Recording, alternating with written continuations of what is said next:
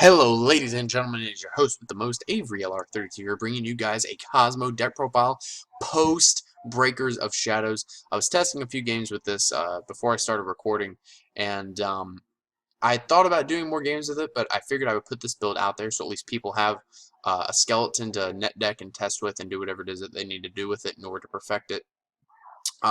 Please ignore the side deck. I copied Tainted Wisdom's Kozmo FTK build because I wanted to see how well it worked, and it was actually fairly inconsistent.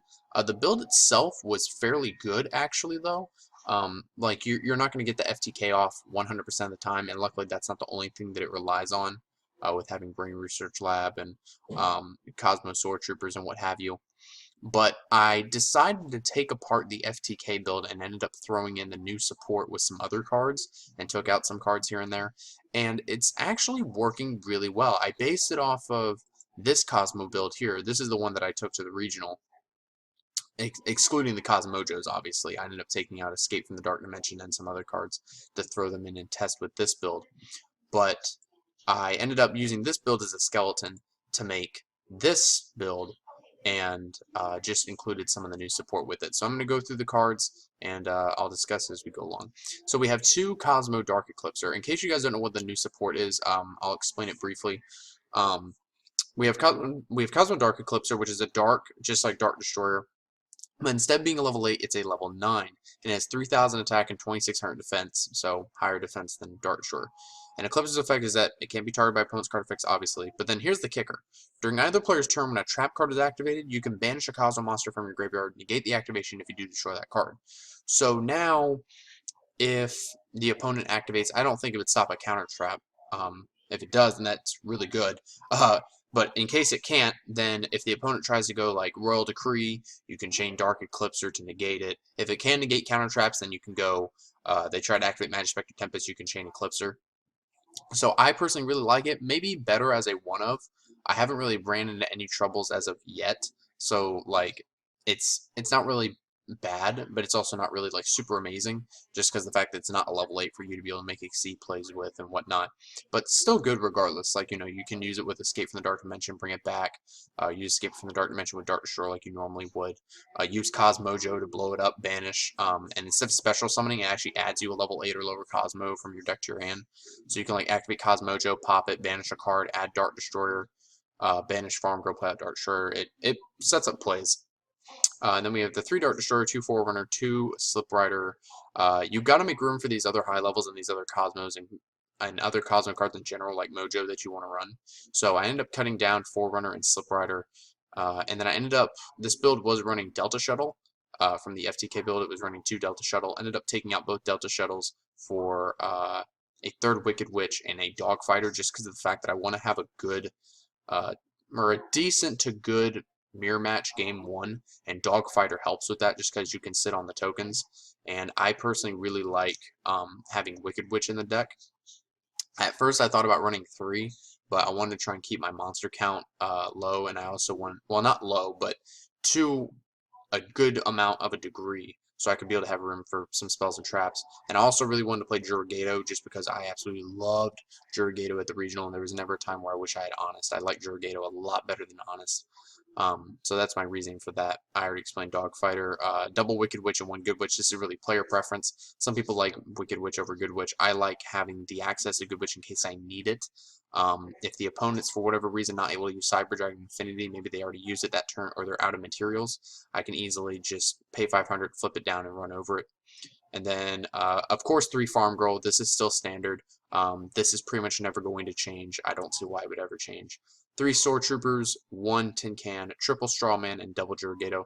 Some people I know are going to be like, why are you playing 3 Strawman? It's more useless than ever now because of Tin Can. Yes and no. I haven't ran into any problems with it. In my original build that you saw here, I was originally playing 1 Strawman just because most people play either 1 or 2. No one really ever plays 3. You could bump this down to 2. I'm still testing it.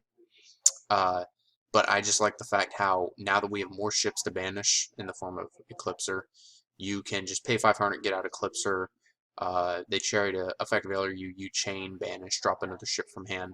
I just overall really like Strawman. Maybe not at 3, but so far it's still working good. And plus it's another way to get to your other higher levels. Like you can just summon out Strawman, they torrential, you chain, Dart Destroyer, it blows up, then you can go Dart Destroyer, banish, and pop a monster. And then to finish off the monster, we have 2 Yugiohs. As I already explained, I really like the card. And then for the spells, we have triple reasoning. This is obvious. Triple Cosmo Town, triple E-Telling, terraforming. This is pretty much your standard lineup with a couple changes here and there. You could throw in Dark Hole or Raigeki. Trying to make room for that still, clearly. I also thought about, too, taking out double Tin Can and just having, or not Tin Can, double Strawman, leaving in the one Strawman and then throwing in like double MST just to help with back row removal. Which, speaking of back row removal, we have triple Cosmojo. Now, you could say that this is back row removal. It's honestly just removal in general. Like, it doesn't target, it just banishes, so it's an out to Ignister, it's an out to opposing players' ships. I just got done playing a mirror match where the opponent like tried to attack one of my monsters, and I banished like my farm girl for like some different monster so that his farm girl couldn't run over it or something like that. He ended up banishing for a ship. He tried to attack. I activated Cosmojo, destroying my ship to banish his ship. So it's very good in the mirror match, and you also have to keep in mind that it can banish cards in the graveyard. So if the opponent tries to go like in the Satellar Knight matchup, go Oasis of Oasis of Dragon Souls are called Haunted, you can chain Cosmojo like a Dark Smog with Dark Worlds. Pop your ship, banish their card in the grave that they're targeting, and then get the plus off of the ship. So it's really not a downside. Like, you have to play 3 Cosmojo. And then we're playing the 1 Vanity's Emptiness and 1 Escape from Dark Dimension. I still really like this card as a 1-of. Like, just the fact that you can activate it, go for a ship. Yes, it does banish instead of destroying it, so you have to keep that in mind. So like if you Dark Hole your board, you're not going to get the plus off the ship because it'll immediately be banished. So this could be something that comes out for like a Dark Hole or something. Because I still like those cards like Dark Hole, Raigeki, and MST. I still feel that at least 2 MST is essential in this deck, just because the fact that back row can kill you against other decks, which is going to be something that you're going to have to watch out for in YCS Atlanta, because I think back row is going to be a very prevalent aspect of Atlanta. That and Cyber Dragon Infinity, which this deck also wants to try and beat. And then the extra deck, still kind of in the works, but this is what I'm working with so far. We got 1 Felgran, 1 Flare Metal, 1 Gaia Dragon, 1 Infinity, and 1 Nova, just because Infinity is just the nuts. Like, you have to play this. If you're going to YCS Atlanta, which I'm going to have a video on this probably tomorrow, if you're going to YCS Atlanta, you have to have a Cyber Dragon Infinity. You have to be playing that in your extra deck if you want to at least try and do decent at this event. And then we got 1 Volcasaurus, 1 Pleiades, 1 Diamond, 1 Ptolemy, 1 Castel, 1 Cowboy, 1 Honor Arc, 1 Nightmare Shark, and double Chimera Type Fortress Dragon, because I will be playing Cyber Dragons in my side deck for the mirror match. So you guys, that is my project build. If you guys enjoyed, a like or favorite would be appreciated. Again, ignore the side deck here. This was just stuff I was messing around with from the FTK build.